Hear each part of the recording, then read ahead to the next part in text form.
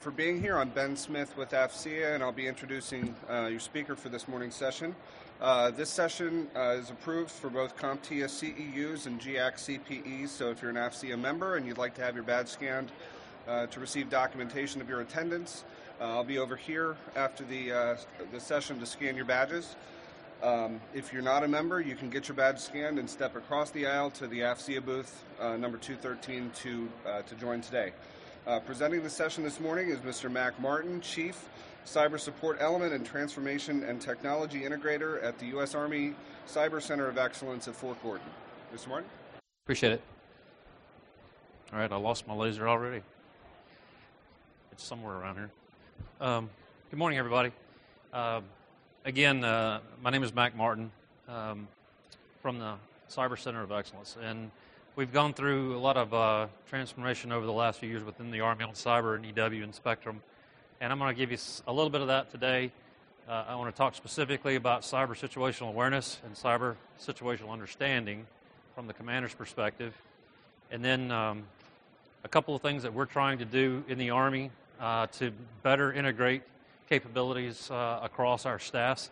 One of the things that is a little bit different with the Army is just simply the mass of soldiers that typically are involved on the ground and how we are working the staff unit requirements to make sure commanders understand what they have for access to their mission set. And that's really kind of the big thing right now that we're trying to do is really educate, what is there, what can we use, and how we should be using it. So I'll cover that today a little bit. My background a little bit, retired Navy, flew electronic attack jets all my life. Actually worked a lot for using INSCOM capabilities, special electronic attack, and some other things, which was really network control capabilities that then has now turned and morphed into cyber over the years. CNO planner with INSCOM for a while, then worked at Stratcom and a few other places. I've been with our cyber. I was with our cyber for about 3 years, got transitioned down to Cyber Center of Excellence, supporting Major General Stephen Fogarty, former INSCOM commander, who is down there right now as the commanding general. So this has kind of been a the best way to put it is we've been doing this work for some time inside what we call the force modernization proponent. It's really bringing the .mil-PF capabilities to the service. You'll see some of that in the discussions when I talk about analysis and where we've been. So let's just move right on. So today, what are we going to talk about? Move that a little closer. Hopefully it's all right. So understanding is a little different than awareness. How many times have you heard someone say from a report, especially an incident report, well, we were aware, we knew that there was something going on in the network, we just didn't know why or what, and then a secondary action occurred, and the commander didn't understand what the impact was, and then now you've got a really larger incident that you have to deal with or mitigate.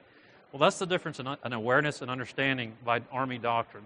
And I know that the joint terminology, we don't, as an Army officer or Army civilian, we don't always align exactly with the joint because we look at it a little bit differently. Like, say, command and control. You guys in the joint world, Air Force, Navy, Marine Corps, we still use those terms.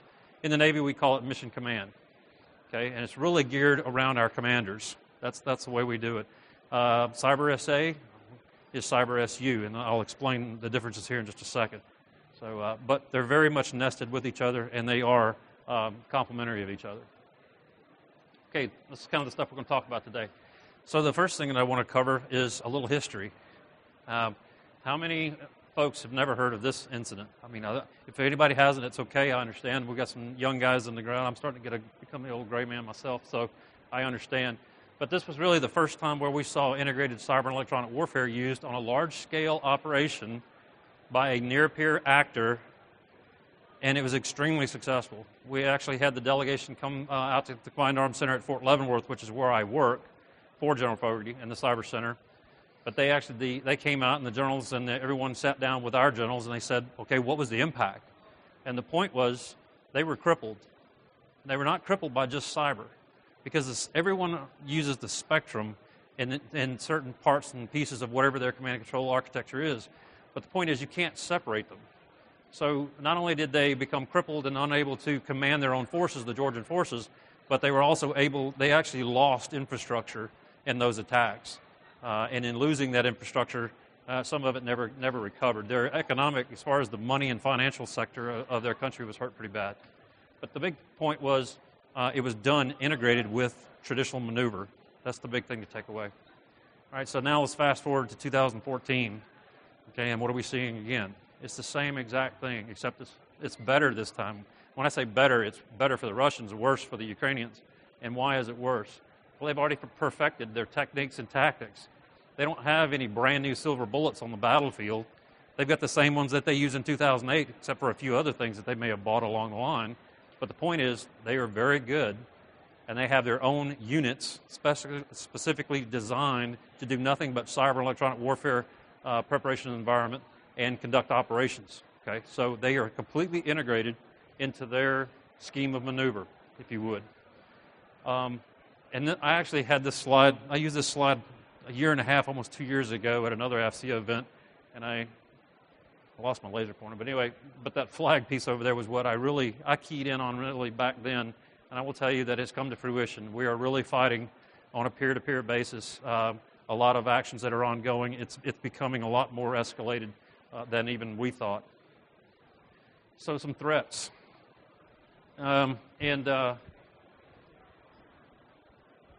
Anyway, the thing about threats, of course, this cyber NEW, it's really spectrum is the access point, or cyberspace is the access point. You can see the different types, the different things that are up there, but really the bottom was what I really want to talk to you about, because a threat changes every day. So what was a threat today may not be the threat tomorrow. However, the way that next threat comes along and actions their mission doesn't really change.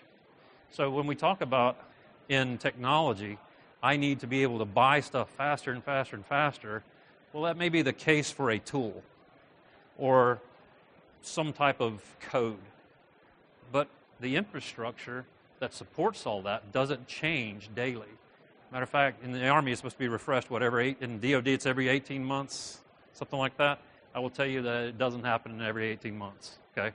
I'm still using the same 34-pound laptop that I've been using for 5 years, okay? So in the Army, I got a new one, but it's still a 35-pound laptop, all right? So the point being is you got to kind of look at it in two different ways when we talk about capabilities, all right? Planning and scanning, that happens every day. We are being scanned 24/7, 365, wherever we are. That's just the way it is. You think about how many users are on the internet now. I saw a number the other day where, in 2014 it was like some 200-something billion or whatever. It was something off the wall, and I took that slide out because it was old. Just because when I looked the other day at the statistics for growth of regions, who do you think was the largest growth? Let's take a stab at it. Asia. Asia had 72% of the overall population growth in cyberspace in the last 24 months. That should worry you. It worries me a little bit. But anyway, so if they're doing the planning, the exploitation piece, again, the little pieces and parts of what they're using doesn't really change, but their tactics and their intent, that's really what you got to understand is why. Why are they going after me? What do I have? Well, I'm DOD, so yeah, I understand that. But what specifically in DOD? Because DOD is huge. So if they're coming after specifically the Pentagon, then why are they going specifically after that directorate in the Pentagon? And understanding it. That's the point that really becomes situational understanding. Lateral movement, all they got to do is get in once and then they can move. You've heard that before. And then exfiltration, that's really the issue. We can see exfiltration. What we can't see is manipulation. And we really can't see really the bottom line intent if it were to become a true exploit. So this shows kind of an operational convergence discussion, which is really kind of the basis of why we need this situational understanding. Near-peer competitors, they use cyber and EW daily. As you can see some of the over here to the right, the advanced EW and C4ISR. C4ISR is that integration piece that we actually heard this morning out on the floor, which is really key. What Intel support is done for cyber and EW? Well, it's not done specifically for cyber and EW, but there's aspects that are done. Well, I would say that in cyberspace, there is specific intelligence based on a cyber or EW commander's requirement to support that mission. So just understand that So like in the air, you have a, let's just use, you have an EC-130, they have a requirement, they have a mission, they have a commander. Well, the SIGINT folks that are working with them or whoever, they have specific missions and requirements also. It's how that you integrate those two that becomes really important. One of the things that we really are seeing now with this ISIL fight is just the hegemony issue. It's, and it's not just ISIS, because we actually have seen that every year that I was ever in the military, 28, 30 years now, where there's always been some group that stood up to try to dominate an area based on either ideology or religious views or ethnic backgrounds. So that's nothing new. But what is new is the way that they're doing it right now. There's some tactics that they're really employing that's a little bit different. We're working it, but just that's my biggest point is how the tactics have evolved over the time. And you can see the rest of it there as far as the big thing. The big point around here, though, is that now we're seeing this centerpiece.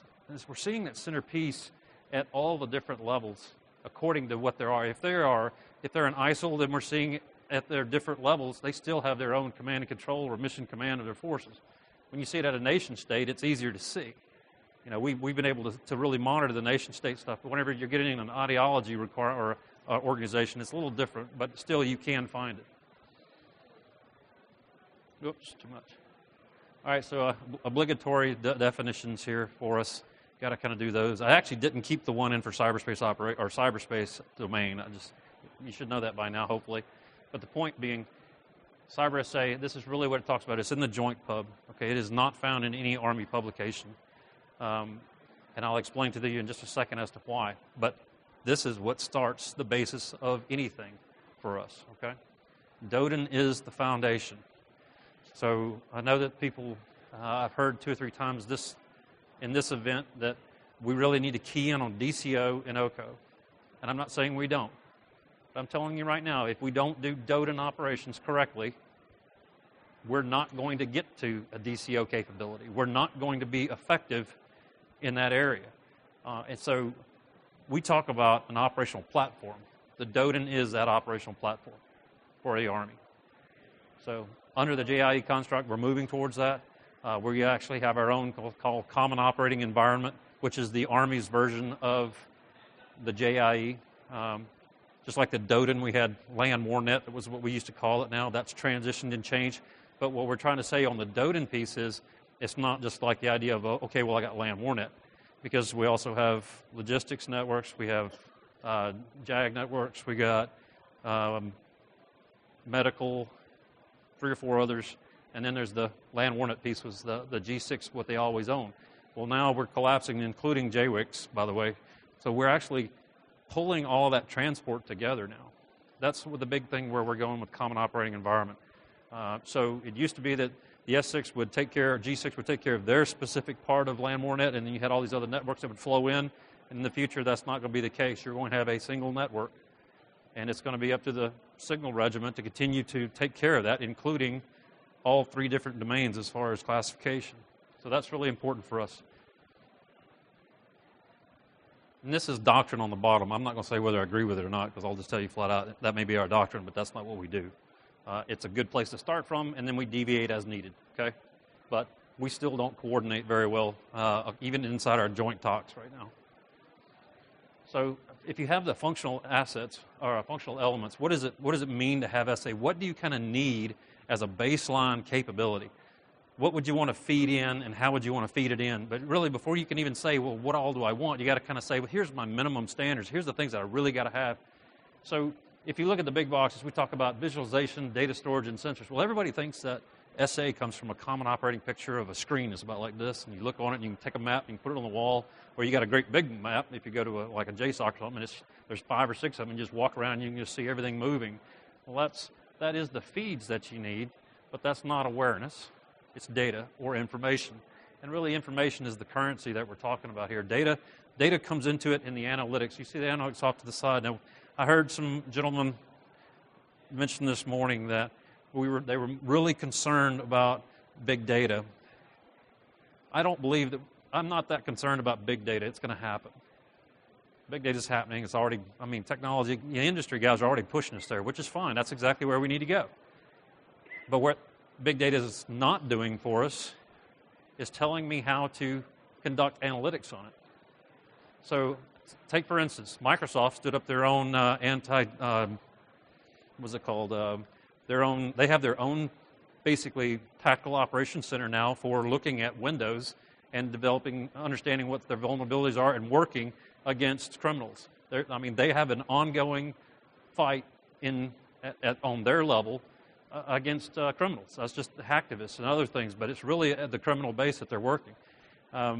So they kind of look at it in that perspective. Well, their analytics they run are tailored specifically for what they need to find on Windows.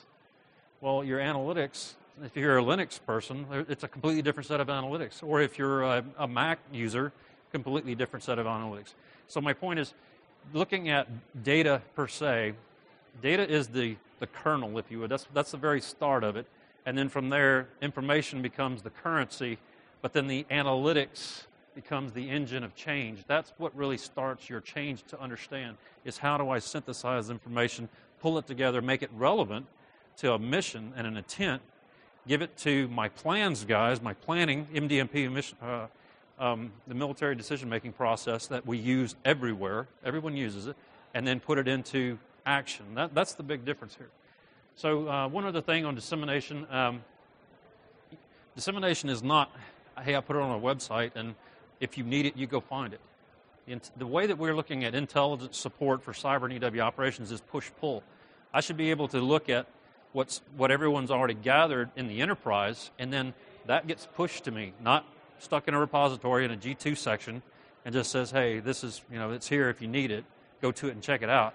But that goes back to the staff and understanding. We talked about RFIs. What do I need to really know? And that becomes the push. And then the pull is I need to make sure that I've got my RFIs, my requests into the enterprise, and then it's going to flow back to me. People talk about data pruning just because there's so much information. Well, again, it's user-defined operational pictures. UDOP is what we call it. But it's really user-defined information flow. Okay, what do you really need to know, and at what level that you really need to be? All right, so awareness versus understanding. So I'll let you read this. The top is really the definition for situational understanding by the Army. We took situational awareness from a joint perspective, and we looked at it and said, well, I understand, but when you look at SA and its requirements, it's really technical. It wasn't really geared towards the commander and the intent and the mission set. So that's why we came up with situational understanding, and situational understanding would simply be like the next step. And then you got the discussion about insider wisdom. I'm like, okay, fine, not too worried about that. But the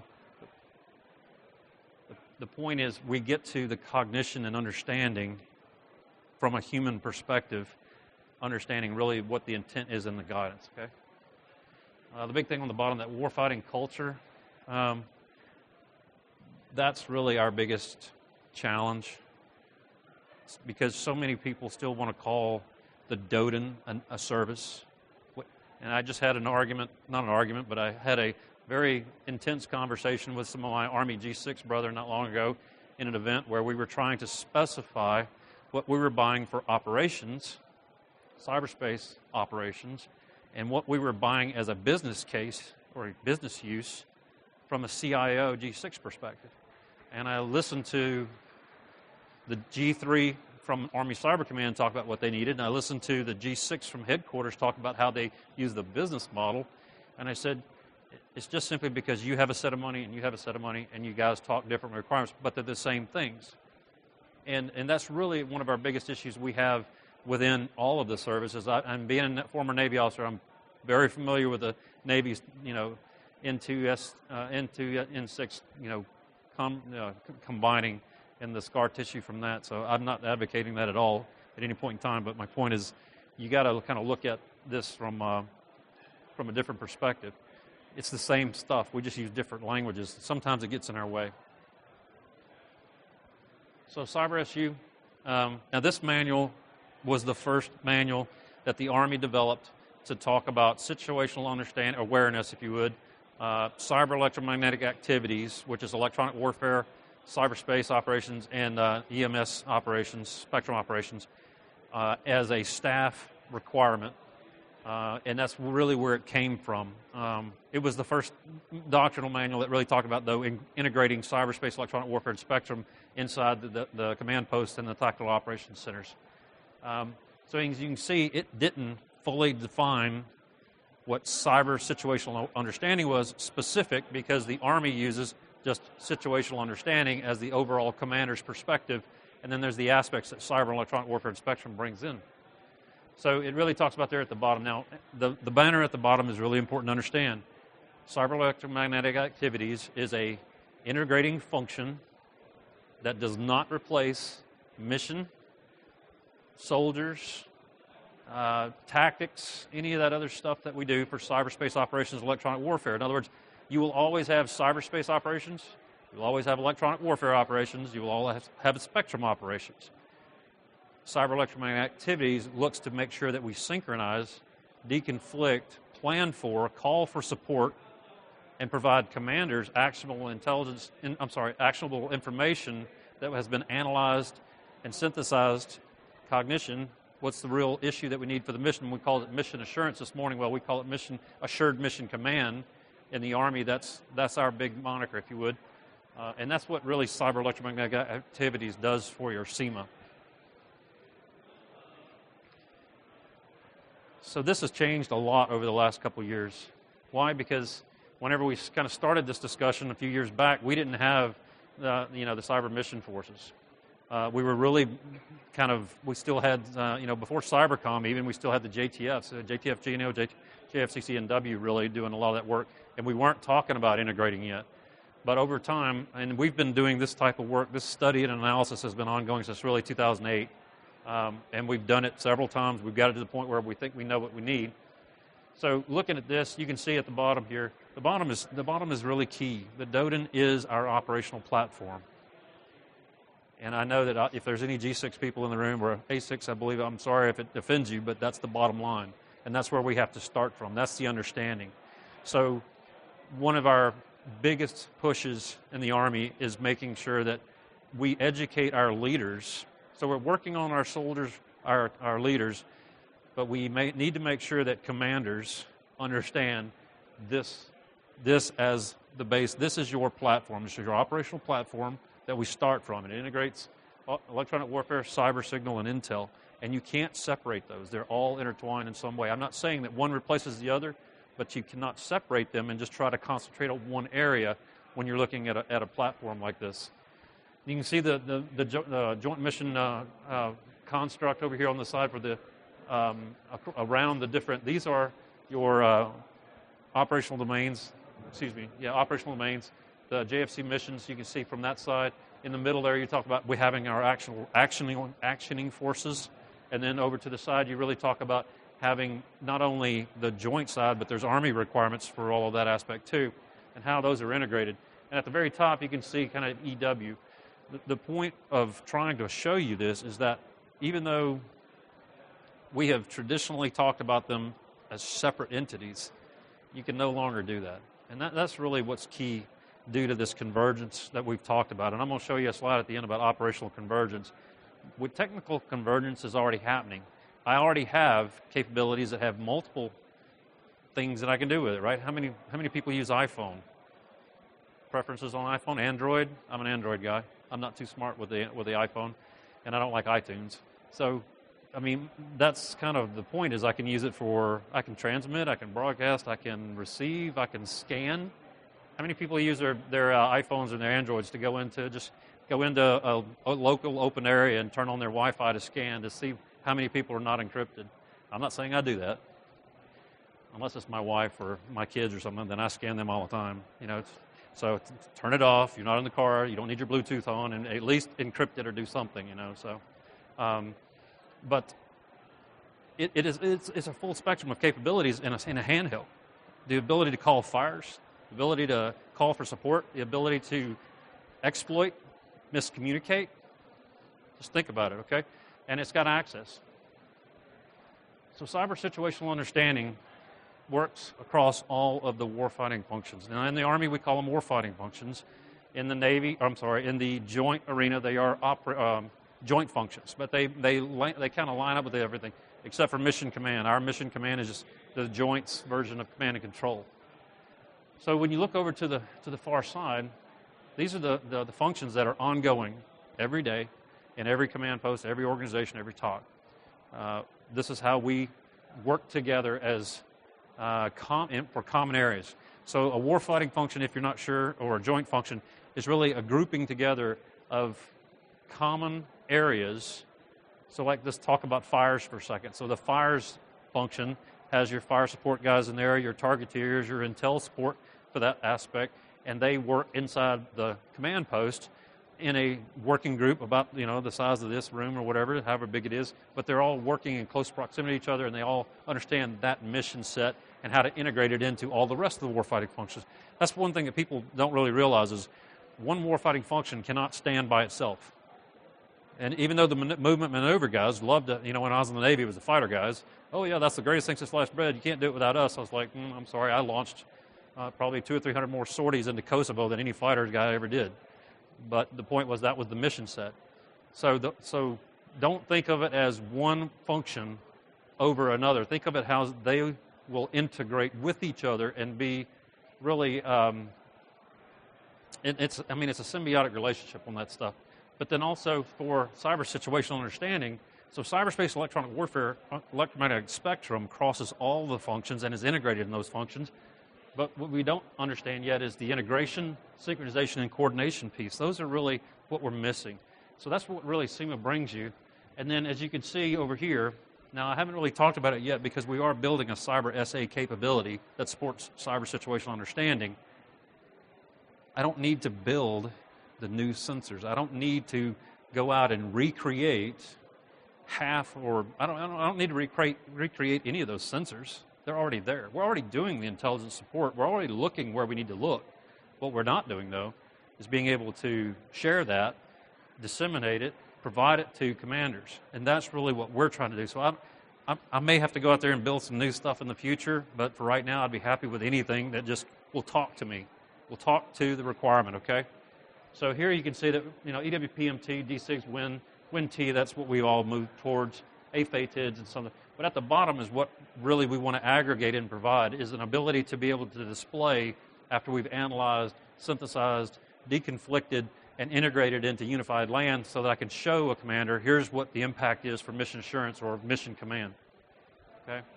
Now, again, there's going to be some stuff in the future we're going to have to build, but for right now, what we're saying is before we go building anything, we need to make sure that we can synchronize and integrate that information. That's the biggest issue right now, okay? So we had to, in order to write an ICD, initial capabilities document through the JSIDS process, again, and let me back up. So I heard again, we got to get faster and got to get faster. And as I said before, this hopefully will be nothing more than software in the future, is what we would like to see it as, because we've already kind of built the hardware pieces all throughout the Army.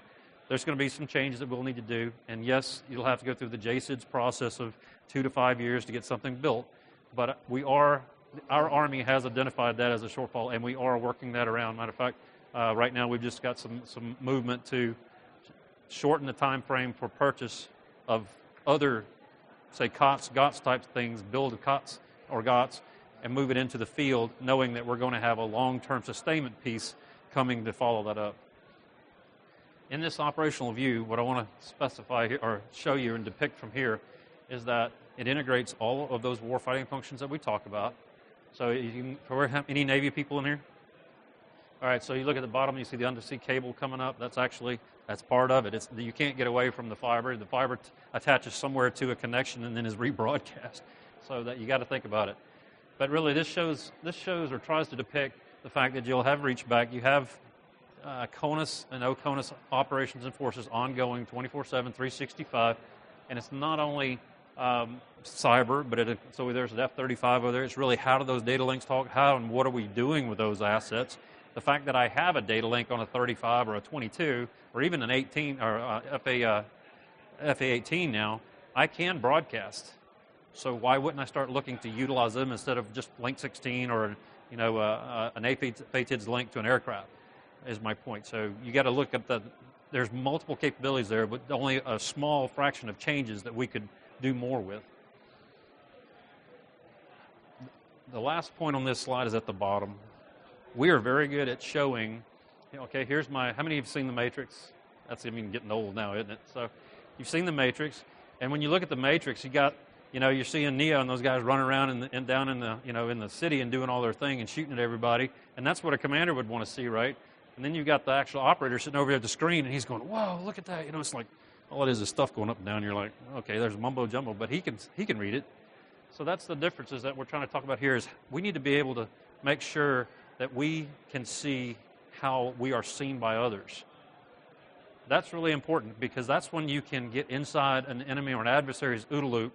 If you only see how you look, you're never going to get in their OODA loop. You're never going to get to the point where you're constantly ahead of them. And that's what the OODA loop's all about. Or, as an aviator, that's all we talked about. But that's really where we need to get. Right now, we're still, left of boom is the other way we say it. In the Army, we say left of boom, right? So we need to move further up into the chain, and the only way to do that is to be able to see how we are viewed by our adversaries, and that's really key. So we wrote the concept of operations for Cyber SA, and then we changed it to SU because we understood it really was about the commander and how they perceive what information we provide them as a staff and make decisions on. But this ConOps is really, and I don't think agnostic is the right term, but I'll use it. It's really agnostic of platform, as well as the user. And let me explain that a little bit. I'm not trying to provide the manna for the world on cyber, but the point is, I've used that a lot lately, but what we want to provide is something that can be used by anyone in the Army, whether they're a mission force, they're an electronic warfare officer, or they are a pure cyber planner. And then I want to make sure that I can define what they need specifically by echelon and by function and allow them to be able to go and get that information.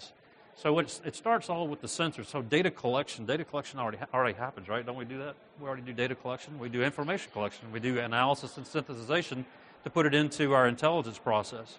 Okay, so that's already ongoing. I don't need to change that. I just need to be able to change the access to it.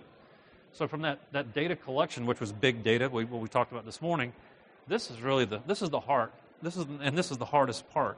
That is what I actually do have to build as new. We don't have it. We have some niche capabilities to develop it, but we have to really do a better job of getting to the point where I can be more responsive in that build. So the analytics piece changes according to where you are, what your mission is, and what you're looking at. As I mentioned, Windows. Let's talk about Windows. They have a different requirement than I would for a Linux OS, right? So again, their analytics would be different. If I'm at a core and I need analytics, and I will, they will probably be looking a lot different than what I would need at a brigade, because core's huge, brigade's not that big, okay? But it's really our maneuver unit. That's really important. And so being able to filter and parse what is pushed and pulled becomes critical, because then I can get that data pruning that we talked about. If I get information overload, it's worse than having not enough information. Not enough information, I can at least make assumptions. Too much information, I'm sorting through weeds and chaff and trying to figure out what is really important. Awareness, output's really threat, network, and mission. That's the aspects you got to remember. And then from the left and right side, the left side is really our traditional Army units and how they operate. And the right side is all about the mission force and Army Cyber Command and what they do. So at the top you can see that this big data network view, that's what they're working. So in partnership with our the Cyber Center of Excellence, we're working together to build this. We have some ideas. We know what we do know what we need. It's the how do we get there point that we're working together. We've got some contract folks that are supporting us too up at Aberdeen and the Cyber Focal and a few other people that are really kind of concentrate on this. We have a task force ongoing. That's really kind of big for us that we stay involved so that we're all talking the same point. You can see at the bottom there are some ideas and I would say that this is a requirement. JIE, Joint Information Environment, is a requirement. It's mandated by DoD. The Army has instantiated the common operating environment and some documents that we will ride on. So we kind of got some guidance. We're working on those. Over in the left side, the command post computing environment has been designated as the future command post delivery vehicle, if you would, for our platform.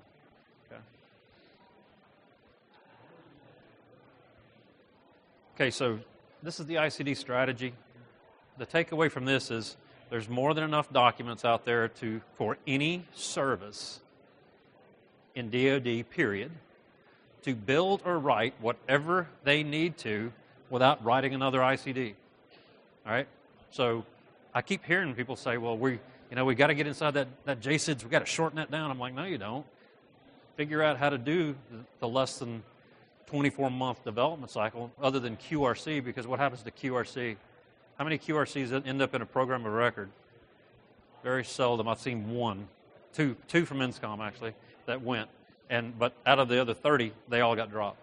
And that's one of our biggest issues about JSIDs that I agree with. Everything doesn't need to be JSIDs. Everything doesn't need to be QRC, or even inside a GWANs or an ON statement in a 24 to 48-hour cycle. You need all three of those types of acquisitions. We have the JSIDs. We have a QRC. What we don't have is something that I can turn in 24 to 48 hours as a requirement, because I don't have the bandwidth of folks, capabilities, and authorities and money to spin it that fast. If it's a government thing, we can do some of that stuff, but it's very niche on what we're doing. So the way we attacked this was in phases. So phase one was we reviewed all of the joint documents, the joint cyber SA ICD, the joint attack ICD, the LAN Warnet, net name Mr. Command ICDs from the Army, and several of them. And then we wrote the requirements and in order to understand what cyber situational awareness and understanding is, we wrote a concept of operations that was geared towards explaining that. Lots of people didn't understand, okay, what is understanding or awareness? Well, there's a specified difference between the two. So we wrote this concept of operations. General Fogarty just recently approved that, and it's out for user pack review right now for an endorsement. That should be coming out here pretty soon. It'll give you the understanding, but it really talks about the technical aspects inside the commander's intent, and it comes from the commander's perspective. So from that, we started writing this document, right, to get the capability built. Well, from there, that capability document doesn't really tell you how to use it. The first one tells you what it is and how it's employed in a TOC, and then we wrote a second ConOps right now that just went out for AO level staffing. It's on SIPRNet, but it talks about how to integrate the different solutions for cyber and EW that came out of the 2013 Cyber Capabilities-Based Assessment, using the Cyber SA ConOps, SU ConOps, to understand what it is, having the assumptions are having those capabilities then in the field. Now we have to say, how do we use them integrated across unified land operations? So that CSCB, it's really called Cyber Support to Core and Below, CSCB. That's really what we're writing here. And it talks about taking that understanding and integrating it into the unified land scheme and maneuver, having our traditional echelons that have staffs that understand what that is, but then also having units on the field that have the joint titles and authorities needed to exercise to support our tactical maneuver linked to the enterprise, the joint enterprise capabilities. So intel, electronic warfare, and cyber both have a purple aspect and they have a green aspect. And we're trying to make sure that we can pull those two together, okay? And this is kind of the statement at the bottom. It was really where we talk about supported by an expeditionary cyber and EW unit, which is one of the solutions that we had put together. Point was, we couldn't build, everybody can't have their own F-35 in a brigade, even, or that capability set, my point. So there's going to be some places where we will give every unit protective EA capabilities or something like that, like a Duke or a crew and that kind of stuff. But that's not true. That's one aspect of EW, and you can't think of that as EW. It's really more defensive EA. We should be able to use that, though, for sensors, by the way, if you think about it. So we want to have a unit that can provide more of the robust capabilities. That's really an extension from Joint Task Force Cyber through the core and into brigade scheme and maneuver, really supporting from the core. And that's what that ConOps talks about. This is kind of what it would look like. So we were building this capability. We're going to provide it to the staffs and the commander. The dashboard you can see talks about if you've ever flown or done electronic warfare missions, you should recognize the circles and some of the other stuff. That's typically what we use for, electronic warfare. That's where my background started. And then using special electronic attack capabilities, it grew into understanding more of the IP-based requirements. But if you take that dashboard, you need to be able to do models in SIM. Any model in SIM, folks? Okay, so that's another issue we have in the world is we just don't have enough model and SIM folks, truthfully. But the point is we have to do it.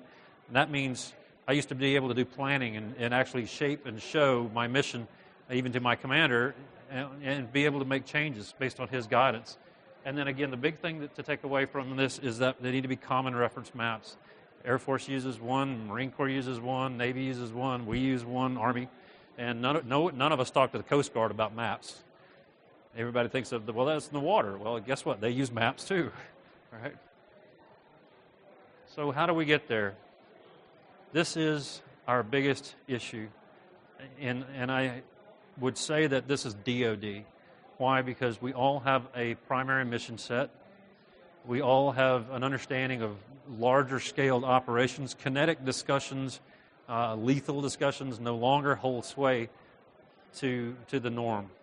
In my opinion, and the way that we look at it, we could basically get rid of those terms, lethal, non-lethal, kinetic, non-kinetic, because I can prove to you that we are able to do both with cyber and electronic warfare capabilities. Now, I'm not saying that we need to. I know that there was a journal document. A journal came out recently with an Army officer that said, if we had more of these cyber and EW units in there, you wouldn't even have to put the battalion on the ground. And I will just tell you flat out that that's wrong. And we've had that conversation inside the Army that that's probably not the best way to say things. What we need to say is it would be extremely complementary and would most definitely save and support and protect our soldiers, airmen, Marines, and sailors. That's the way it works. Okay, so you're always going to have someone with an M4 in their hand to win on the ground. It's just the way it is. That means you got to have the other guys. We have to be as a team synchronized, and not just having the traditional domains as like we talked about the JFAC. I used to go to the JFAC every day. I know what it does, and I was always comfortable with the JFAC. But then we started putting cyber in the JFAC, and I was instantly kind of like, well, I don't think that's probably going to work so well. It's working to an extent, but my point is we got to kind of figure out how to do it better. This is what's really critical. If we don't understand the DODN as our bottom line, that's what starts everything, and that's from that platform. From that platform, we can take the initiative. And that's really what DCO and OCO is. It's taking the initiative after you've been able to dominate that platform. That's really what you got to take away from, okay? And it's really operations. Combined arms is how we talk about it. So we have, you have joint operations. Very few times do we actually deploy by ourselves or do things by ourselves as an Army. We always have someone there with us. That's combined arms. All right, so and then convergence. And this is my last slide that I want to talk about, because it really, one of the things, if we can understand what it means to integrate all of those other capabilities, and then the staffs are trained and understand how to synchronize that based on the commander's intent and guidance, and we have those other units that are synchronized through the higher headquarters requirements supporting the ground units, we have to be able down at our command posts and our tactical operations centers, we have to be able to give those people the opportunity to do that, and right now we're not doing it. That means, so most of our signal regiment does not have a top secret clearance because they didn't operate there. Okay, now they're going to take over the GWACs accounts and how to manage that system. They're going to need access. They have to have the clearances. Our electronic warfare officers, not all of them are TS. Okay, they're going to be operating a lot of capabilities that reside only at that level or at the SAP level. Right now, we have a very small section in our command post where the G2, S2 intelligence folks work that's skiffed. Well, that's fine if you're an intel person, but how do I get the intel out of the intel operations cell in the back up to the G3 who doesn't have access to top secret information? Well, it's kind of hard. So we're moving from this post, I would actually call it a Cold War, it's not even post, it's a Cold War type mentality of our command post. That's you look at it right now, we still use the Napoleonic nomenclature for where people go, but yet we work and synchronize around the warfighting functions. And so it's kind of a, which one are you? Well, the point is it's okay if it works, but we need to change this so that in the future I'm not having to make it really hard on my soldiers. So going to the center, you're talking about a common operating environment. So command posts of the future, I know it's an Army program, and I know people don't like it whenever I say it, but we're way past that now. We need to move towards a center where we talk about having this common operating environment. Instead of buying a box, it actually has its own operating system to put information in. And you guys ever heard of swivel seat? What did I say? That's swivel seat, right? It's a complete swivel seat situation right now with us on this situation, and it makes it really hard for us. In the common operating environment, we'll get rid of that. Okay, we'll have this unified data cloud, this cloud data at the bottom. Unified data is where we want to go. We will have moved our systems into a common set of transport layers, common stacks. Brought all that stuff together, and in the end, or where we would like to see kind of our end state, is a single tactical operations center or command post where everyone works at the TS-SCI level. It's a JSOC model. It's exactly what happened. It is the JSOC model. If you ever read General Stan McChrystal's blogs, he actually just recently put out a really good article on what it looks like to have that. And it doesn't mean having more screens. It means having feeds and synchronization, and everyone can talk and be in the same room with themselves, with their counterparts, to talk about what they're doing. That's really the transformational piece for us. That's convergence, when I take and put us all in the same room and I can actually allow them to interact routinely. Okay. So what I try to prevent, I'm going to open it up for questions here, but what I really try to provide you was, this is a human aspect. Technology's already happened. We can do it. It's the policies, it's the training, the leader development situation, it's the access pieces, it's the laws, the regulations. Those are the big things I got to change. And by the way, I've got to build an analytics engine that'll work at different levels and layers according to what it's doing. But that's really the big key. So with that, I'll open it up for any questions. Go ahead. There's a mic if you want to stand up here. If you just want to scream, that's fine too. I can't, yeah. I guess my question is, so Amazon, for instance, already knows, like, if I buy razors on there, they already know. They're like, hey, you want to buy some shaving cream or whatever it associates with that. Yeah. Is there any sort of tool similar to that for the Intel guys, like that you guys use? You know, you see, hey, this guy bought fertilizer, 2 tons of it. Yeah. We're going to... Right. So the answer is yes. And I think every service has that. There's a myriad of different tools that we use. They look very different between services, because we all have a different aspect because of our operational environment, right? Except for when you get up to like NSA and U.S. Cyber Command, those intelligence support pieces are very geared specifically to enterprise level, and then the amount correlation is huge. Not only correlating, but then aggregating. So as the enterprise of intelligence continues to churn 24/7, 365, that's where it becomes so incumbent to make sure that you have put in, as an analyst, say if you're an Intel analyst, you put in the specific requirements for that mission set based on the commander's intent, and then you provide it. So yes, the tools do exist. We still have to build new analytics, though, to do that, because correlation doesn't always happen. For example, when you're trying to correlate traditional information about a network based on where it is and who it belongs to, we actually saw this not long ago in our cyber. We were like, well, why is that anomaly constantly happening on the 25th of that month? And nobody was saying, well, because the operation had already happened, but it happened again later. And we were like, why? Okay, here's the second month it did it again. Why did we do that? Why did it do that? And we go back and we said, well, we don't have any analytics to look at it. That's when we actually had our computer scientists sit down right quick, and literally within like probably an hour and a half, 2 hours, they had a skeleton, and then they had the command and control of it, and they built an analytic to say, look at this, and then has the different perspectives. And less than a day later, what we found out was a beaconing. But it wasn't something that we had seen before, but it was geared. It was actually hardwired into the motherboard. So be careful where you buy your laptops. Is the point. Does that answer your question? Well, so awareness would be, awareness is I saw that information and I put it together in a package and I provided it to a staff member. In this case, understanding did not occur because we didn't have a tool to support greater depth and analysis. We said, hey, the operation was successful. I don't know why I keep getting this hit back when it doesn't make sense because it's not going anywhere, but it constantly beacons. And it's beaconing to no one. It's just going off and there's no receiver. Well, why wouldn't there be something there? And then they said, okay, well, it was just hardwired. That's why we have to be able to, so that's real true understanding is I'm able to take the awareness piece, give it to what we need to do to conduct mission. So I got the mission done, but there was still a requirement to follow up on that mission. The second part of that is making sure you have those tools and analytics and the ability to turn that quickly to develop that full understanding. Okay. Next question? Yes, ma'am. Come on. Come on, by. So, considering our resourcing issues across the DoD and the fact that you need to be a military member to conduct certain cyber operations, what would you think about the possibility of outsourcing some of DoD ops?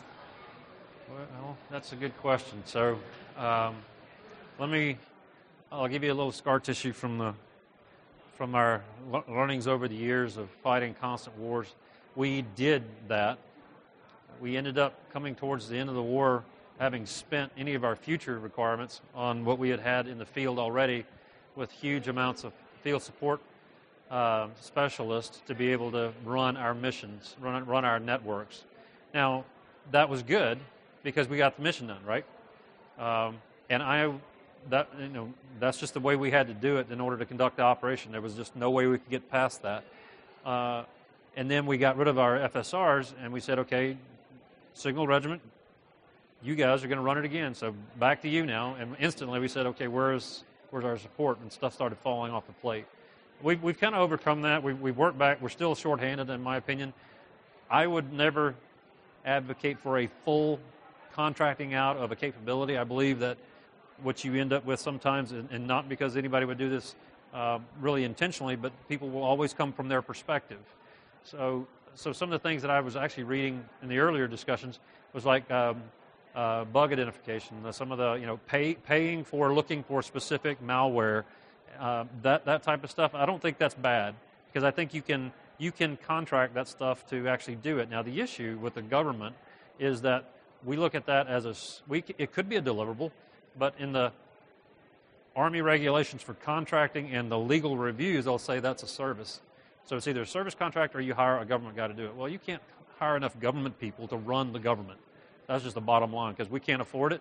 And truthfully, I don't want to. I want new people. I want new contractors coming to the table. I want young people as well as people like me and even older. I had a little bit of everything. Everybody doesn't need to be 24 or 22 years old and less and be a constant hacker and just be on it because their leadership probably ain't going to cut it. And their ability to synthesize and understand is definitely not going to cut it because they're really good at taking care of this code and writing this code. But why am I making them do it? So I think that is an opportunity that the DoD needs to look at, and they need to take the action, not the services just yet, but our senior leaders in the DoD need to look at that and say, how could Air Force is looking for this malware, they're looking for this malware, Marines are doing this malware, why wouldn't I, at the DoD level, say, I'm going to contract out support for my services to do that search? And some of that could happen. I still think you'll always need to do a lot of your own analytics at whatever echelon you're at in order to meet that requirement. Is that good? Awesome. Sir, good morning. Good morning. As we increase the size of our network at the tactical edge, especially with the implementation of more of the IP-based radio systems in our WinT architecture, right. And as we bridge those systems into the overall DoD network and start really connecting everything through our mission command systems, how do we address the security and cyber defense aspects in an environment where cyber is not included in our traditional planning process, and where at the tactical level, especially in the BCTs and the infantry division environment, where we don't have that subject matter expertise or potentially the focus on cyber that we should? Yeah, that's a good question. I would like to say that we fixed it, but we haven't, and we're not going to fix it anytime soon, and I'll explain to you a little why. we've been on a campaign. So the Cyber Force Modernization proponent has been on a campaign since 2008 to educate the Army on just what you said, how to integrate those requirements down into the brigade. We struggle with electronic warfare, and now we're struggling with cyber, but we're doing it for different reasons. And it's gotten a lot better. We actually have demand signals now. That's the biggest. So when we talk about everything from the enterprise DODIN all the way down to the rifleman's radio, that is DODIN. What we haven't really wrestled with yet is what I do once I get below the Regional Cyber Center or down to even at the ESB level, Expeditionary Signal Brigade, Battalion, excuse me, as to what we do and then how I would do anything different as an S6 in a maneuver brigade. Now, we're doing those operations, and we're moving, and we're building those TTPs, but we haven't linked them up yet. From my perspective, we need to be able to do that a little bit. That's something that we are trying to work on down at Fort Gordon in the Cyber Center is how do I better link those together? And when I say we're trying to do it through some of these concepts and concept of operations. In our schoolhouses now, we talk a little bit more about cyber and EW integrated. But the other part of that, as I showed you so I found my laser, by the way, it was in my pocket. And then I dropped it and broke it. There we go. When you're talking, this is where we're at today over here, and this is what you're really getting at, right? So to move from this to this, one, I have to give them access. I have to be able to give them training, because access doesn't do you any good. And that was one of the things I was trying to say earlier about I've got to be able to rapidly buy tools. Well, if I'm not turning tools every 3 to 4 months in a brigade, just how little training are you really doing on it? You're doing a single shot point use, and then you're forgetting about it and moving point, and that doesn't work for us down in the traditional Army echelons. JSOC, got it. They can do whatever they want to, but here we have to train better. We have to we have to train our guys, our soldiers, sailors, airmen, and Marines that it may be an enterprise level capability, but it's got to be used at a tactical level for effects and support. And especially defense. The defense piece is huge. I haven't even talked really about defense yet because we're not there yet to be able to talk and understand when I say defense, other people may think that's protection. Okay, different perspectives, but we're working on it. It's going to happen. With the cyber commandant standing up down there, we're working on that a lot, trying to get the schoolhouse some capability. We've got a couple of programs where we go out with mobile training teams to teach the Army Leaders Cyberspace Operations course, which has just been done the second time. We did it at 75th Ranger Regiment. And the Ranger guys, they were a different breed. We did it with a conventional force up front, but the Ranger Regiment really cemented where we need to go. It showed us, because we actually were on the floor where they were doing operations, and we were seeing, our instructors went down there and watched what was happening and saw it, and saw how everybody was in the same room, and they could talk. And just because someone was sitting here and they had a TS clearance screen up working, and the person next to them had a SIPR screen up, there wasn't like this, blinders in between them or a skiff around that one guy. They all had the same access. That's really what's key, but also being able to understand what that means. So we're going to get there. It's going to take us probably a while in your lifetime. I'm hoping it'll happen, and we're moving on it. So, but again, to what we've gotten done so far, but we're way behind, in my opinion. We're working it. So, any other questions? Anything else? Okay, well, I want to say thank you very much for the opportunity to come and speak to the San Antonio area and AFCEA for allowing me to come down and speak. On behalf of Major General Stephen Fogarty, who's the Cyber Center of Excellence Commanding General, I just would like to say thank you very much. We actually do our own large AFCEA events down at Fort Gordon. I think it's once a year, twice a year. Once a year. Last year we did it twice. This year's once, and it really is geared towards the Army. But we definitely invite all of our sister services and civilians, the DoD, and the rest of the folks. Industry, AFCEA is the lead for it. They will be coming down there working with us on what we're going to talk about. And I believe this next event is really going to talk about the cyber and EW fighting combined arms. So it would give you a little bit better perspective on how our service looks at integration requirements and then training. So just your point a while ago, how do I train and get my force to be able to understand how to use it and then provide it to the commander?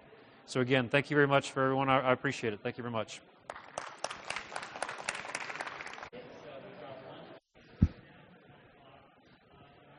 All right, how many guys are actually here for continuing education credits?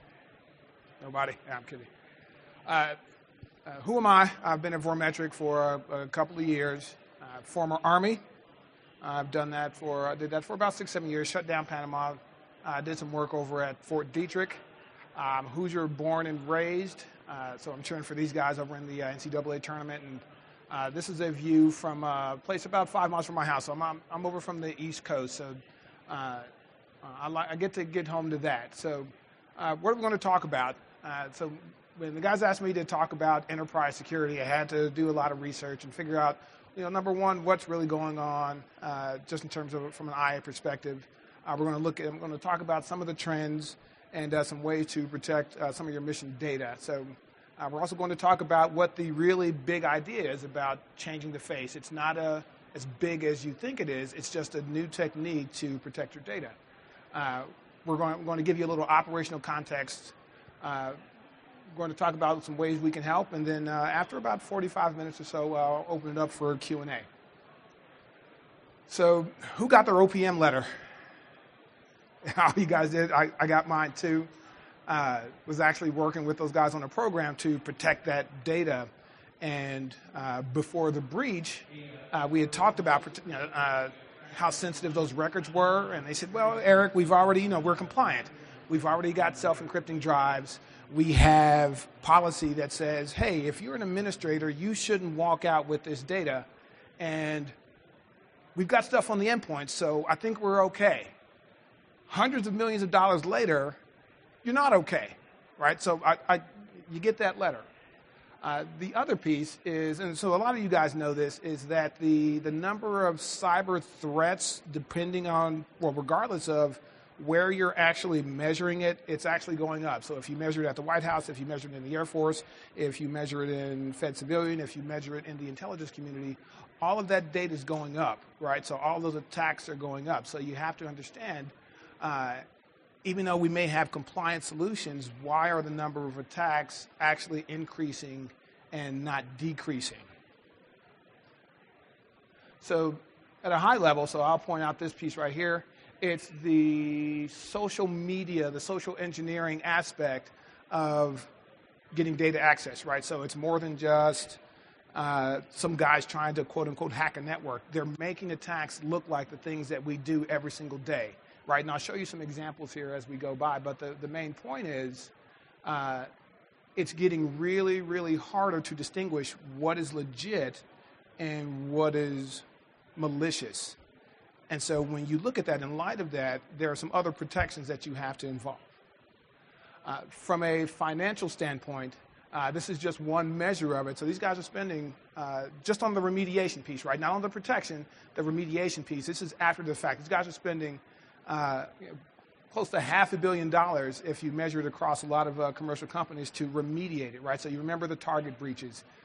You remember the Sony breaches. So these guys were, quote unquote, compliant, but after data was exfiltrated, they spent a bunch of money, frankly, a bunch of money that they didn't really have or didn't plan on spending in order to protect their data, right? And so there's got to be a better way to do that in light of putting a check in the box and saying, well, we've measured enough risk.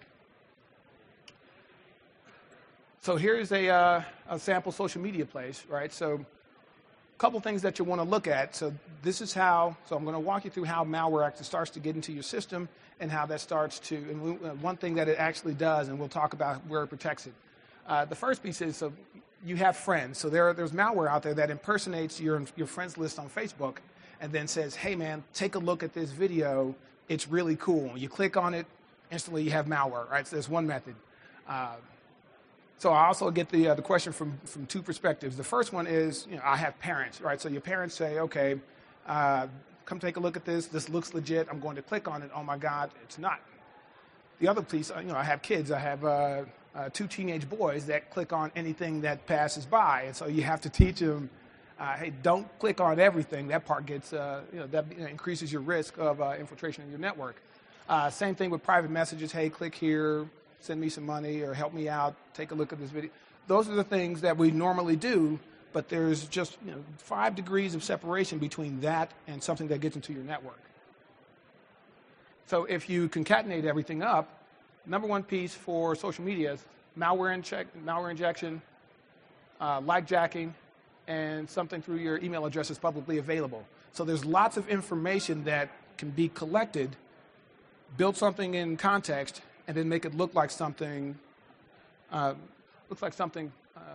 legit. So here's something that so I have a couple teenage boys, and so they use Snapchat a lot, right? And so Snapchat itself got infiltrated because they were spoofed a message from their CEO. They figured out just their writing style, and boom, that was it. And so now there's no remediation on anything that they put onto social media that gets into their networks, right? And so that's the same thing whether it's inside of a network, or outside of your network. So here's a nice fish attack. So this isn't the run-of-the-mill, hey, I'm some guy in Nigeria, and I've got $10 million to move out of the country, right? So the threats have evolved past that. This actually looks very legit, right? So this is something that you get from a college that says, hey, you're kind of out of your limit. Click here to fix this, right? So that's usually the main piece. And even the URL looks legit, right? I mean, it's what it looks like. But if you arrow over it, it goes somewhere else, right? It goes somewhere completely different. This was something for your tax return. So this is something my mother actually got, and she said, well, wait a minute. I remembered what you said earlier about not clicking on anything that I didn't sign up for, right? So I didn't do my tax return, so why am I getting something from the IRS? So I said, well, don't do it. Just delete the email, leave it alone. So, and to their credit, the IRS says we don't send you anything like that, right? But there's a difference between what's broadcasted and what someone does operationally. So it's not just malware infection that gets into your network. I discovered this morning. I'm researching it. Out of all you guys in the audience, there's 2 or 3 of you that would sell your credentials right now for a lot of money, right? So if you think about some young airman, some young private, $1,000 would be a lot of money, and that's how much in this study someone would sell their credentials for. So these are legitimate email credentials inside of a network that is for sale. So we have to understand the nature of the threat that we're facing. So, did my clicker? I think my clicker died. So let's understand where we're at. So I'm a big football fan, and this was about 10 or 11 years ago. This was Mike Jones and Kevin Dyson. These guys trying to go down and win the Super Bowl. They had this was their last drive. Their seconds ticking off the clock. Guy makes the catch, and he goes down, and he is 1 yard short. Right, and there's a bunch of disappointment in his face. He was this close.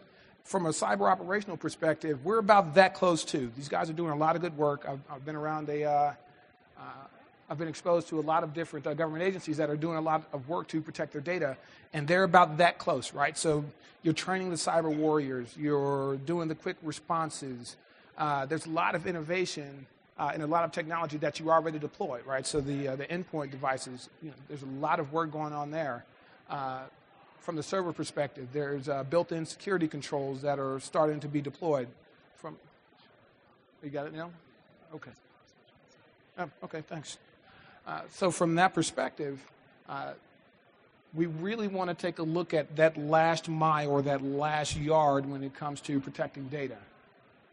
So understanding the nature of the threat, I'm a child of the 80s. I grew up, I loved the A-Team. Okay, anybody remember that? So just about every episode ended the same way. There was something that needed to be done, right? You had to storm a compound in order to get something, right? And so they built up this great big wall, and what would the A-Team do? They would do something that no one expected, right? And so this was a whole montage the whole time. You had BA building something, Face was off doing something, Hannibal was building a plan that would come together.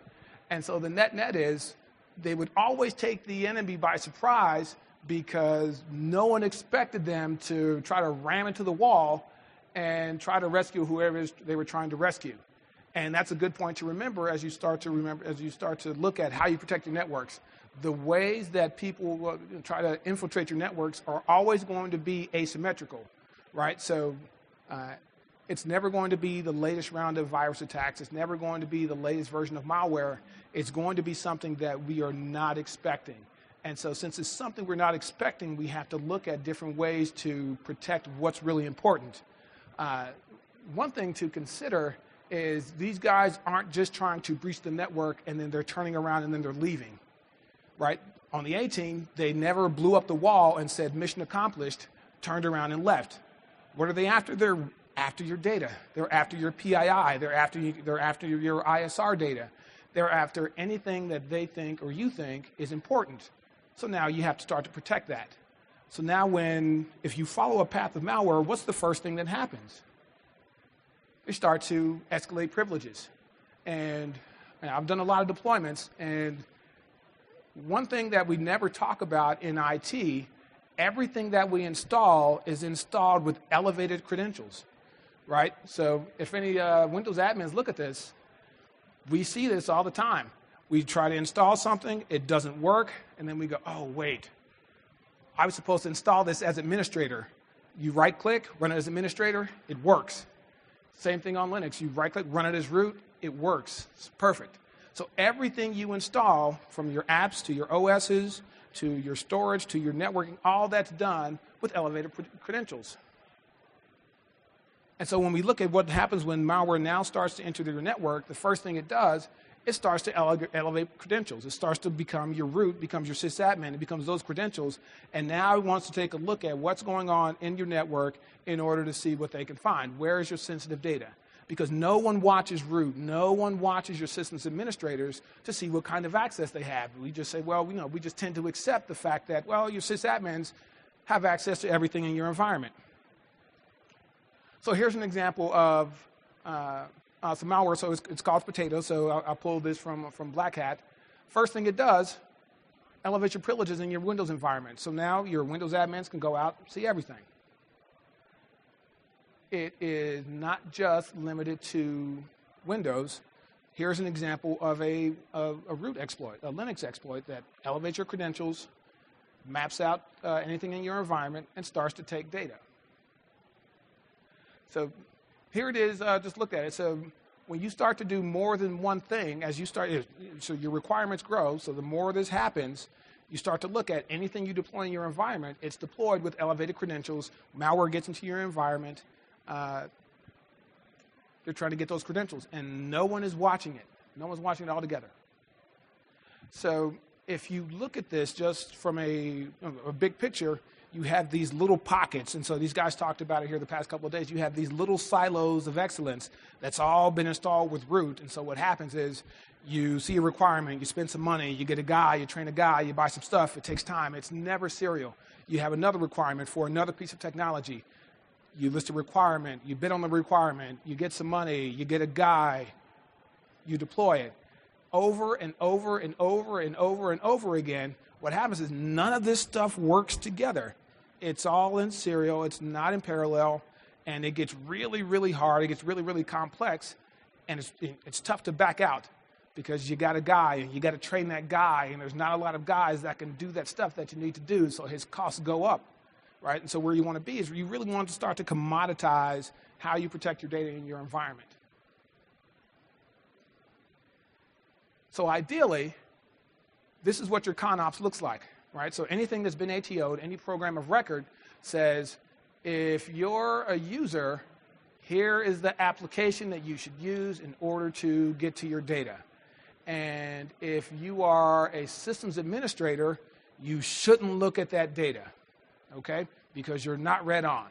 But there are no controls short of identity and access management that really looks at what a root user is doing.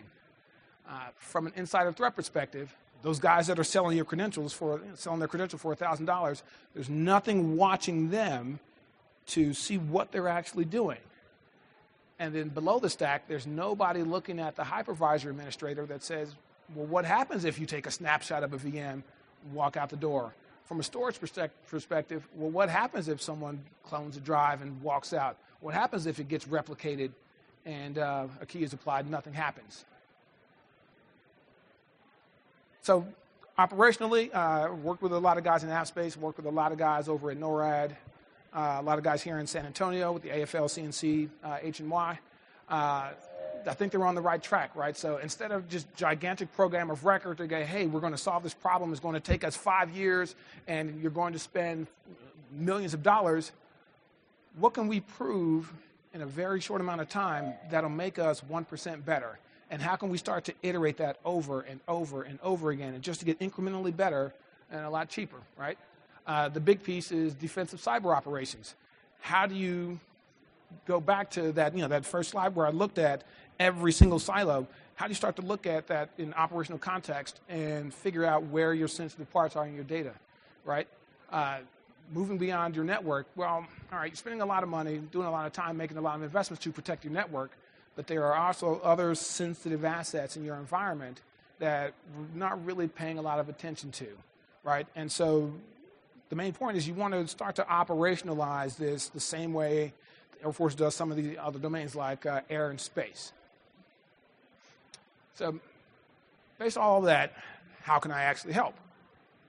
So the answer is you want to start to look at a platform. You want to look at something that's rapidly deployable that can hit a host of different requirements across the widest technological platform that you can address, right? There will always be technical outliers, but you want to look for, if you want a consultating number, you want to get to the 80 or 90% solution, and then for that specialty, there's where you spend your money, okay?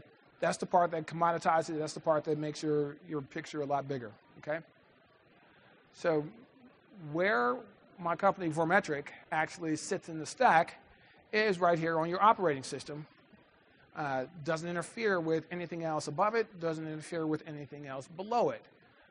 There's a piece that I'll talk about later on that shows anything that you have deployed now, there's a pretty good chance that we don't interfere with it right now, right? As a matter of fact, we probably work with a lot of these guys that you're using to deploy a lot of your stuff today, either from an application perspective, from a network perspective, or from a storage perspective, or from a continuous monitoring perspective, okay? That's important because you really just want to protect your data. And your data is important regardless of the format that it sits in. It can be structured, it can be semi-structured, it can be unstructured, okay? So architecturally, we only have two components. Pretty simple. This could be set up today. First component is a hardware appliance that sits in your network, but it's not on the network path. You just use that to configure how your data is accessed. Second piece is a lightweight agent that sits on your file system. That file system can be physical or virtual, okay?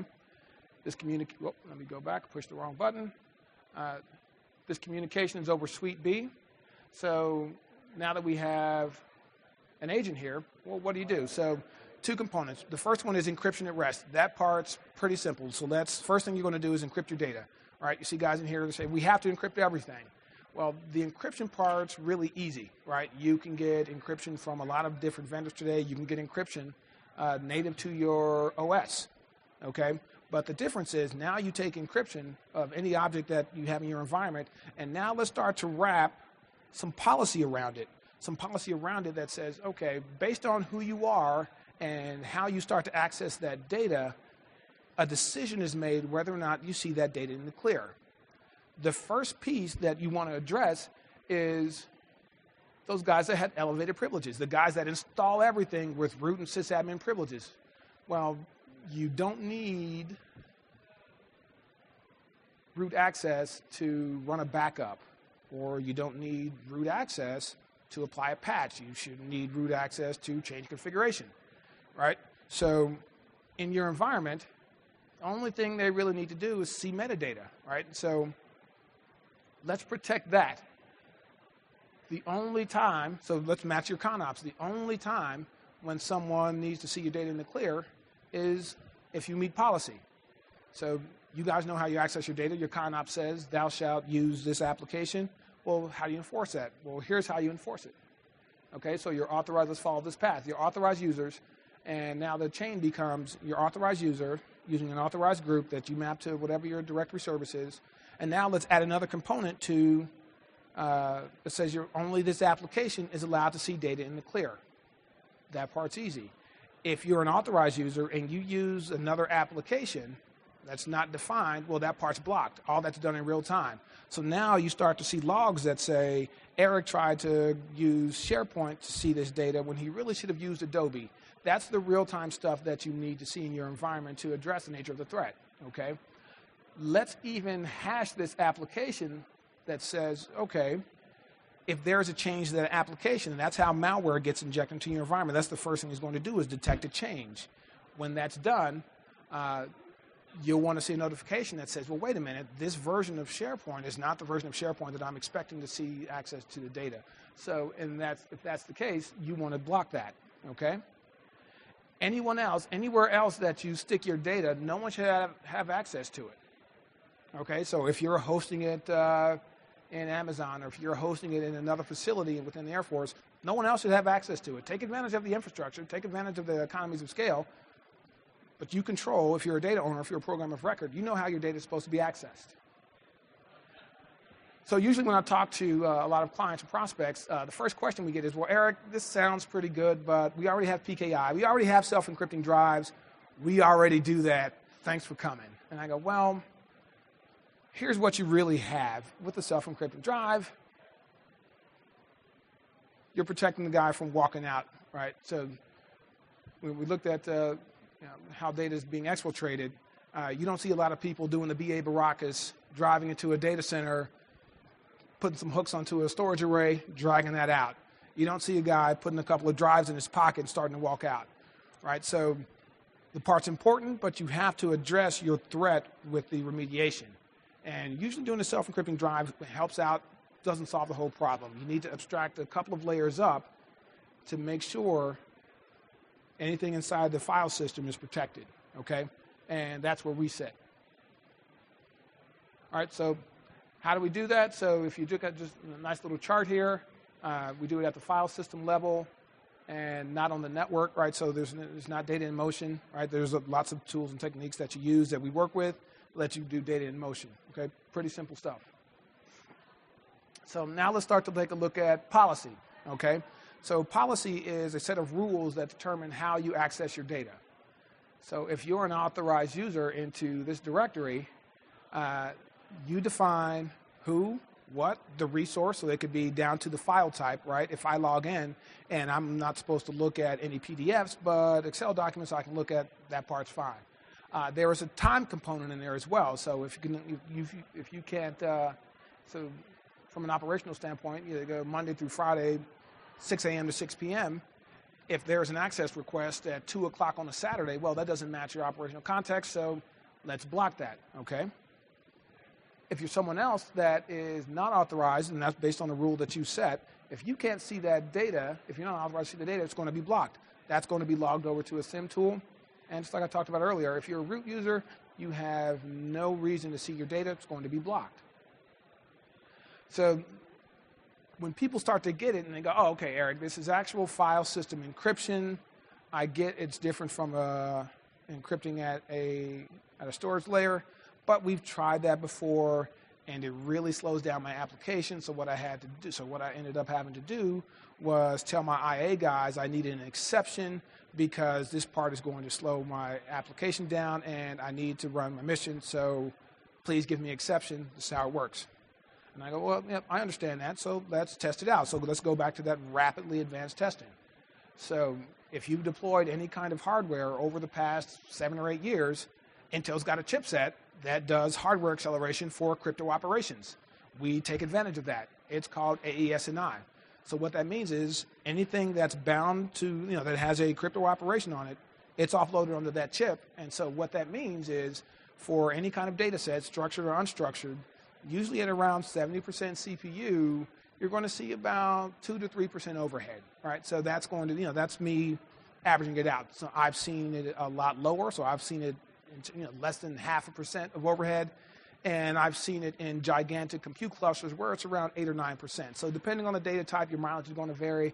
2 to 3% is usually our sweet spot, right? So you get your AES-NI chipset in there. We've done lots of tests with Intel, we release stuff every year around this time of year. That's because of the big RSA conference. Not a big performance hit in file system encryption using Vormetric. Big piece, so this is how. So this was a configuration that I actually ran for an Air Force PLC. So there was a flight that came over. So these guys went around, they collected data. Okay, so one group of people could use the actual collection tool. So they went and collected data, and then went to a group that could actually analyze it. Okay, so we wrote a policy that says if you're an analyst, the only way you see this is you have to use your analytic tool to crunch your data. Okay, once the flight landed, once the pass landed, they had a bunch of systems administrators that wanted to transfer it from the aircraft into their data center. Right, so the only thing they could do in that environment protected by Vormetric is just, what was it? It was FTP. So the only thing they could do was FTP from source to target. That was it. So they couldn't look inside and say, hey, well, what did you collect today? Couldn't see it. That part's blocked. It's audited. So the only thing they could do is move it from point A to point B. And operationally, if you weren't part of the flight crew, if you weren't an analyst, if you weren't an admin, if you had no business whatsoever, you denied it, and you create an audit record. So that's the part that's important. If you're an authorized user, go ahead, let you into the directory, decrypt the data, create a record that says this person came in. But the only way you do it is through this application. If you're mapped to another group, you get the same sort of rules, only for this tool. Okay? Same thing. You enforce it. If you're an administrator, you can declare a set of tools that you use. In this case, it's FTP. The only thing you can do is FTP. To do what? Well, now you can read the data. Only apply key is not applied here. So we'll let you in and create a record that says someone in this group used this tool to read this data, right? So that's just metadata. Metadata just means we've got 10 terabytes of data that we have to move over. So the log data actually shows a really nice story in real time. So this was from my demo environment. So this is what a log string looks like. Didn't really fit on the screen, so I actually went through and so here's what it looks like. This stuff gets fed into your SIM tool. So if you're using your Splunks, if you're using your Q radars, your McAfees. So what this means is February 9th, 2016, here's your daytime group, here's the server name. So what happened? Somebody in the root group tried to become an authorized user to run cat to read a file in this directory. What happened? No key was applied because of this rule. And so that rule says if you're root, you can't see the data. Right? So that's what that looks like. That's in real time. So if I try to become you, Vormetric blocks that, and that becomes audited. And so now what happens is you'll go, well, Eric, why are you trying to become someone at 4 o'clock on a Sunday afternoon? Oh, I was prepping for an exercise. I needed to move some data. Well, now you change that policy, boom, then you're done, right? And that becomes a chain of evidence that says, hey, we made a change to your policy in order to allow data access. But if I get that call and says, Eric, your credential was tried to use to read this application, well, what's going on? Well, I'm not at work. I'm not even logged onto the network. Well, now you have something to pay attention to, something that from an NITAAC perspective that you want to take action on. There's a credential has been compromised. He's been trying to access data by elevating their privileges, that chain that we talked about earlier. So how this stuff works in your environment. So this is by far not a representative sample, but we deploy, we've done partnerships with every single one of these companies. This is stuff that you buy today, right? You buy your NetApps, you buy your EMCs. From a big data perspective, we work with all these companies. We work with the HPs. Anything from a platform perspective, we work on. Anything from a continuous monitoring perspective, and anything from a database perspective, we work with, right? So definitely not intrusive in any single way. So usually from a non-invasive perspective, the easiest thing that you can do is just take the keys away from everyone else in your environment and just manage it from one device. Right? So operationally, what that means is any key that you have from a certificate from a website, or any key from a storage array, or any key from a database, just pull that all in and manage it there. So what that means is your storage administrator sees less risk, your database administrator sees less risk, your archiving solution sees less risk. Just suck all that piece in, manage your keys, go from there. All right, and so all that's done so that hardware device actually has an HSM inside of it. So your IA guys say, okay, FIPS 140-2 level 3, we trust the root of entropy, now you're done. Easiest way to get set up. The other piece that we look at is, well, now let's carve up our infrastructure. Let's start to share what we actually have, because we can't go out and we can't buy these separate silos anymore, don't have any money. I'll start to talk about one of the other questions I get here in a little bit, but this was a use case that I did for the Joint Warfare Analysis Center, right? So these guys were about to get the program shut down. Eric, we're out of money, can't do anything. So we said, all right, let's actually carve out all of your infrastructure, right? So this is all system high. Let's collect some data here, let's collect data here, collect data here, but create your own domain and expressly separate your duties. And the big piece that was important to them was the data owner had command and control over who had access to the environment, and then the IA role had an audit piece that only saw logs that went to their NITAAC.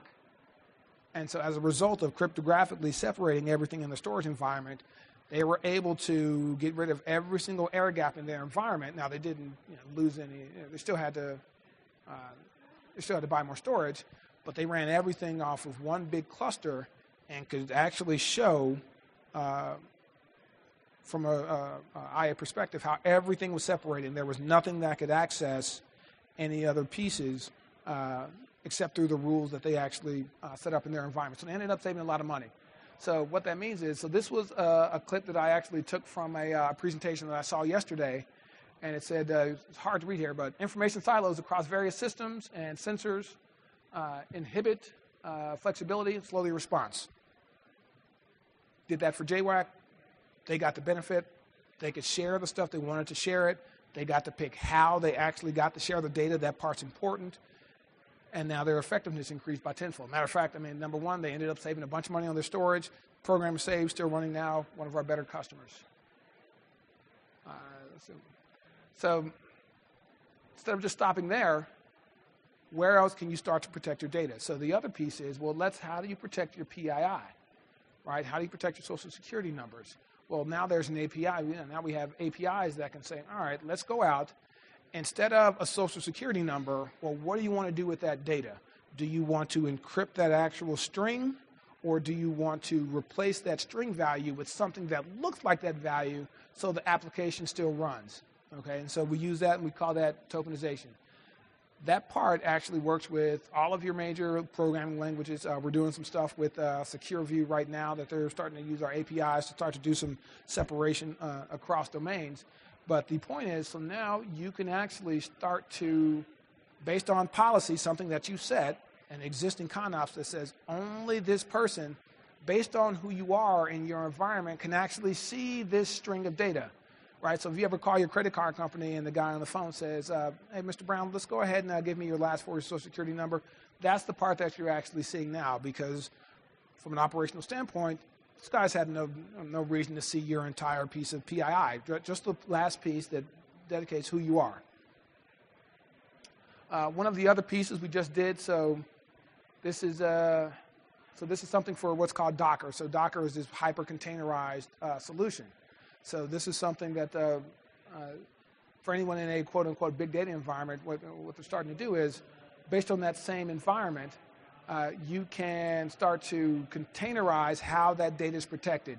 So if you want to do something rapid, you can spin up a Docker container, pick what processes actually see the data. When that's done, blow that container and especially that key away. Now all that data is gone. Now that data is all completely protected. So now you can run multiple programs inside of multiple libraries inside of that Docker engine, start to collaborate, but no one actually sees the actual source. No human eyes actually sees the key. And so now you take advantage of everything that's been, these are the power of a container, but everything is protected at rest. And you write rules that determine how people access that data inside down to a container level. down to an app level, right? Or you can create a rule that says only this container, only this application can boot inside of this container. Now you start to protect that. Now you start to protect yourself against unauthorized leaks. For any kind of collection environment, we've heard a couple of ISR pieces. Let's collect everything, right? Let's protect how our sources gather data. Each one of these guys can get a key, okay? Let's dump it into whatever your concatenation engine of choice is. It could be HDFS, it can be Hadoop, it could be Hortonworks, it could be NoSQL. You dump it in, just dump it in there, and now no human eyes see how everything is created, okay? When that run is done, blow away your key and encrypt the results, so only a specific application or a dashboard can actually search against that. So we were able to do that for a lot of different customers, and so what that meant was if there was an overseas component that was ingesting data and a CONUS component that was ingesting data, what happened is none of those guys could see what was going on, and the analyst on the other end, based on how he was read in, based on how he ran his search, could see a specific set of results, right? So I only see 10 results. There are 15 results. And so what happens is now I have to go to you and say, you're the data owner for these 5 results. Can you please read me in so I can see these last 5 results? Because this is what I'm doing. That's an auditable chain of custody. You give me access. I can finish what I'm doing. The second I'm done, you take control of your data again. All that's completely auditable. So now you can come, there's this big chain that says something happened in the world. I changed my policy. I did some stuff, everything is done, now you change it back. So take advantage of these hyper-compute clusters, take advantage of being able to collect unstructured, semi-structured, and structured data all into one compute cluster and do your queries.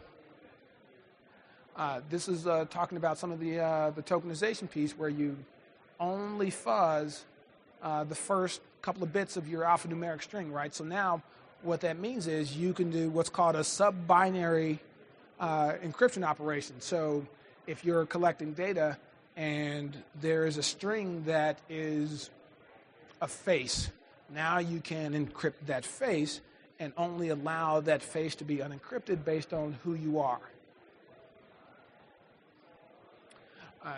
One of the other questions that we get is, well, Eric, how does this work in the cloud? We're cloud first. And I go, well, okay, well, it's great that you're cloud first.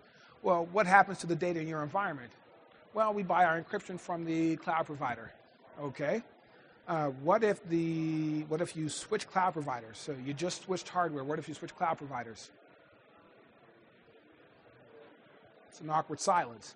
So Marine Corps had this kind of similar use case and said, hey, we want to use this cloud, but we really want to have the ability to push a button in our data center and completely blow away keys in that one cloud environment and stand everything back up in another cloud environment. Well, I said, if you're going to do that for this first cloud provider, you're going to need command and control over your crypto. Yeah, we do need that. Okay, so what we did for them, all of the controls that I talked about earlier originates here. So all of your keys and policy originates here, but now all that protection sits in the cloud. So they were able to take advantage of all that infrastructure, all that storage in a cloud environment, in a shared environment. No one has access to the environment. What they were able to do in SharePoint, and push a button on their hardware device right here, completely blow away all the keys and stood it up in another cloud. And so this happened. So we talked about stuff that's rapidly deployable. They were able to do this in about 4 hours. So this was me walking into the building, setting up some stuff in the cloud, deploying our hardware, deploying our software, and dumping data in. This was all done in 4 hours. These guys couldn't believe it. I said, wait a minute, we're done. Yes, we're done. Pretty simple stuff. Create your rules, create your policies, create your keys, you're done. So the next question I got from those guys, well, wait a minute, what about long-term storage, right? We don't have access to the infrastructure. We're just presented with object-based storage. Well, great. So the same model applies. Create your keys on your site. Anything, so so we have what's called a gateway. So we've got a gateway that just acts as a proxy, as a virtual appliance. Anything that washes through your environment that's bound for Amazon or Box or OneDrive or Office 365 picks up a key, gets dropped into that environment encrypted. No one else has the ability to see the contents of that data. if anything else gets put into the box, anything gets put into that environment, into that bucket, well, that gets wrapped up with the key too. And then you get all of the policies that say, well, the only way you can see that data in the clear is you have to meet policy. So you have to be the right user, you have to be in the right group, you have to see the right application. Now we see data in the clear. And so that takes risk completely off the table in terms of deploying things in the cloud. This is something that some guys over in Joint Staff is doing, right? So they're deploying everything on a operationally high network, but the admins, the problem they had, the admins, they kept having to read these guys into their program because they needed the guys cleared because they were using their infrastructure. And so we did something like this for those guys, and so now they were able to take advantage of that infrastructure, drop their data in. It was completely separated from all the other guys in the infrastructure that didn't have access. And so now they're starting to read people out of their programs now because no one has access to the data. They can just go in and request and say, hey, give me some infrastructure, give me some storage, give me this, and then they drop it in, they create rules, they create the policy, and they're done. One other piece that a lot of people don't start to realize is as you're starting to collect this data, so there's all this log data that's coming on and you're using these whiz-bang great tools to do analytics on the data, well, that log data is also important too. This is a pilot that we did with the Department of Justice that said, well, wait a minute, we're collecting this log data, we're collecting all this data from our servers for forensic purposes. There's an admin in that environment that can see all of this. And so what we did for them was created a rule that says only all this sat in a database, right? And so now we create a rule that says only the person inside only the executable inside that database, in this case it was McAfee, only that tool has access to see that data in the clear.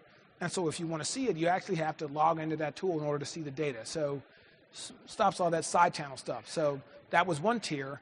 Once they created a result, they ran it up to another dashboard where you just repeated the process, right? And so now only that executable, in this case it was Splunk, that could see that result. And so now you had these two tiers of protection based on whether or not if you were a tenant or a landlord in that environment. So your log data is also important. One of the other pieces, so usually at this point there's a moment of clarity and saying, well, Eric, how do I get started? I can't take my data down. How do I get started? Makes sense. So what we'll do, so we have something that we call live data transformation.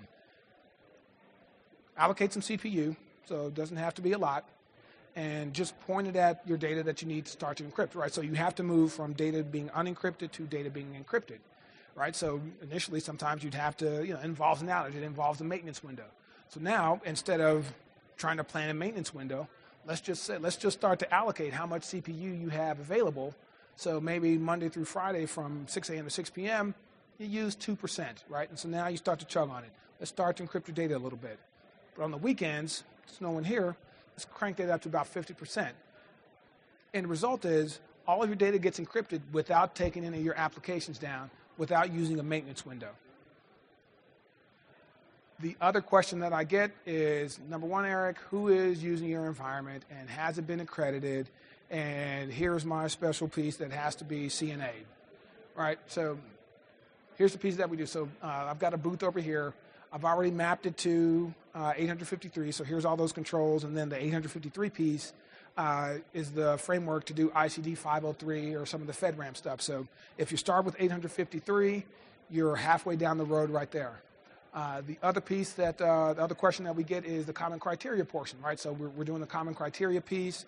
The common criteria piece actually feeds into NPO's CSFC, Commercial Solutions for Classified Environments, right? So we've got that piece working as well.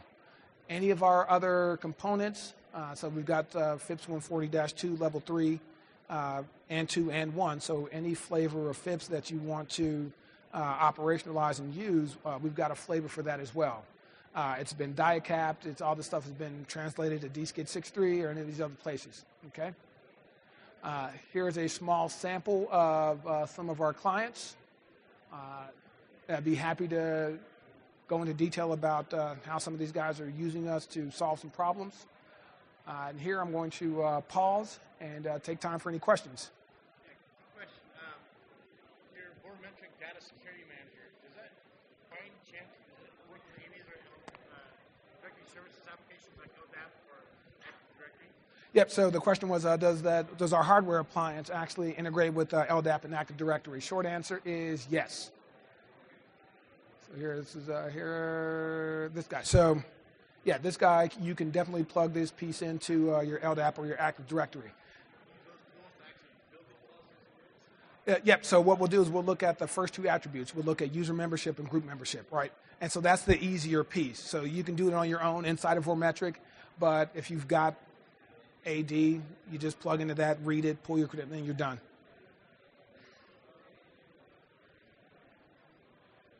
Okay. Awesome. Here, let me go and do this part, and